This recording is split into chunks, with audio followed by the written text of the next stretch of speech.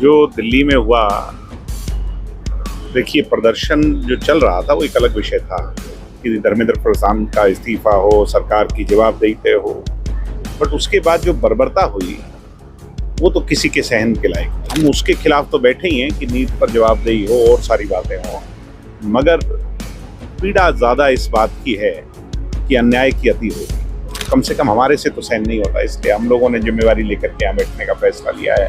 जुल्म ढा रहे हैं और अहंकार से लिप्त हैं, मैल इनके अहंकार का जमा हुआ है, जवाबदेही देना नहीं चाहते। ये चाहते हैं कि इनसे कोई सवाल ना पूछे, तो ये कब तक सहन होगा। हरियाणा में उठना ज़रूरी है क्योंकि तीनों तरफ हरियाणा है दिल्ली की, तो दिल्ली को अगर हम आवाज़ सुनाना चाहते हैं तो हरियाणा में सुननी जरूरी है। भारत का सबसे बड़ा आंदोलन छात्र आंदोलन, आखिर ये आंदोलन क्यों चल रहा है? आंदोलन की सबसे बड़ी वजह है युवाओं को नौकरियां और सरकार के ऊपर सबसे बड़ा विश्वास कि एक दिन एग्जाम होंगे और हम होंगे कामयाब।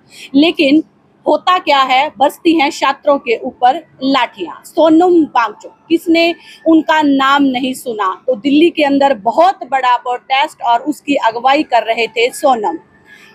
होता क्या है, जब जेजेपी वहां पर समर्थन के लिए पहुंचती है और एक बड़ी जिम्मेदारी है उनको सौंपी जाती है, रात को ही बरस जाती हैं छात्रों पर लाठियां। तो ठाना जाता है, उठाया जाता है बड़ा कदम और सिरसा को बना दिया जाता है सिरसा का जंतर मंतर। और एक बहुत बड़ी उम्मीद सिरसा के छात्रों के साथ दिग्विजय एक प्रण लेते हैं कि जब तक उन छात्रों को इंसाफ नहीं मिल जाता और दिल्ली से आवाज नहीं आती कि भाई आ जाओ दिल्ली, तब तक हम छात्रों के साथ हैं। हरियाणा के छात्रों से बहुत बड़ी एक उम्मीद लेकर दिग्विजय खुद धरने पर बैठे हैं। बात करते हैं दिग्विजय के साथ। हाँ जी, नमस्कार सर। नमस्कार। हाँ जी सर, छात्रों को बहुत बड़ी उम्मीद थी कि नौकरियां मिलेंगी और जो हमारा आने वाला फ्यूचर है उसमें एक नई चमक आएगी, लेकिन चमक तो क्या आनी है सर, जख्म मिलते हैं। क्या कहना चाहते हैं इस प्रोटेस्ट को लेकर? जो दिल्ली में हुआ, देखिए प्रदर्शन जो चल रहा था वो एक अलग विषय था कि धर्मेंद्र प्रधान का इस्तीफा हो, सरकार की जवाबदेही तय हो, बट उसके बाद जो बर्बरता हुई वो तो किसी के सहन के लायक नहीं है।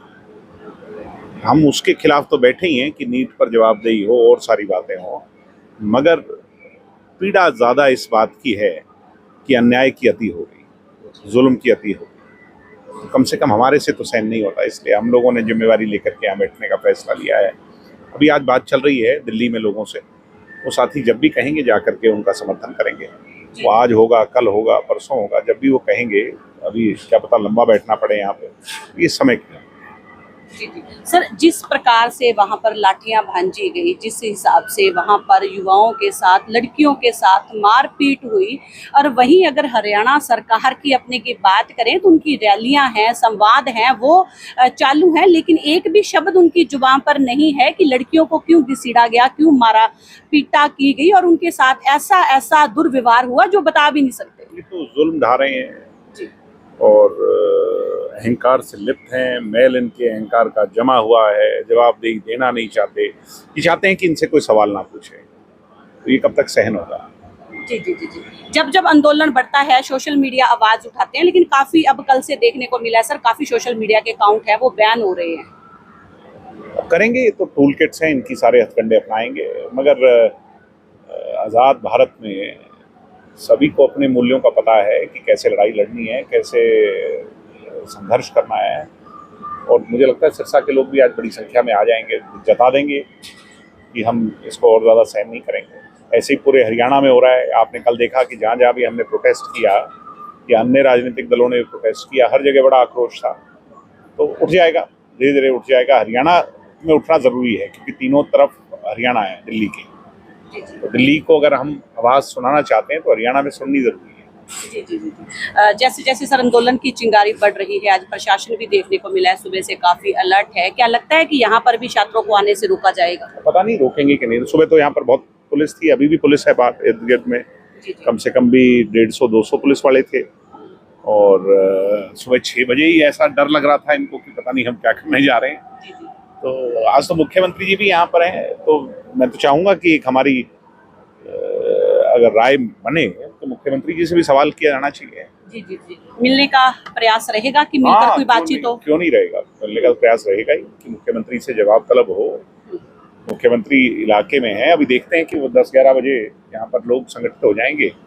मुख्यमंत्री 11 बजे तक तो हैं ही, हम जा करके उनसे सवाल पूछते हैं। सर, कल रात की शुरुआत से देखा गया था कि आपने जेजेपी का नारा लगाने से मना कर दिया था कि छात्रों की आवाज है।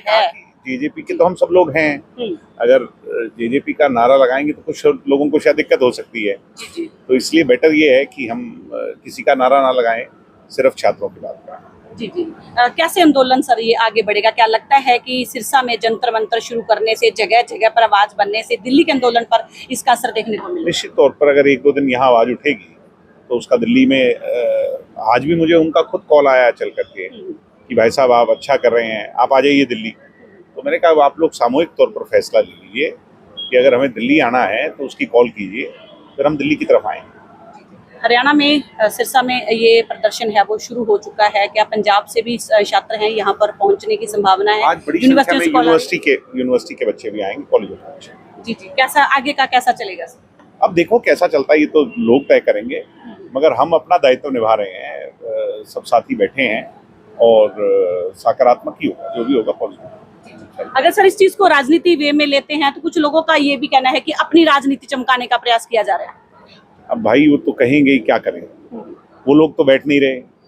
मैं तो उनसे भी आग्रह करता हूं कि अगर राजनीति चमकाने से स्टूडेंट्स की आवाज को बल मिलता है तो फिर आप भी चमका लीजिए आकर, कौन रोक रहा है आपको? जी जी जी।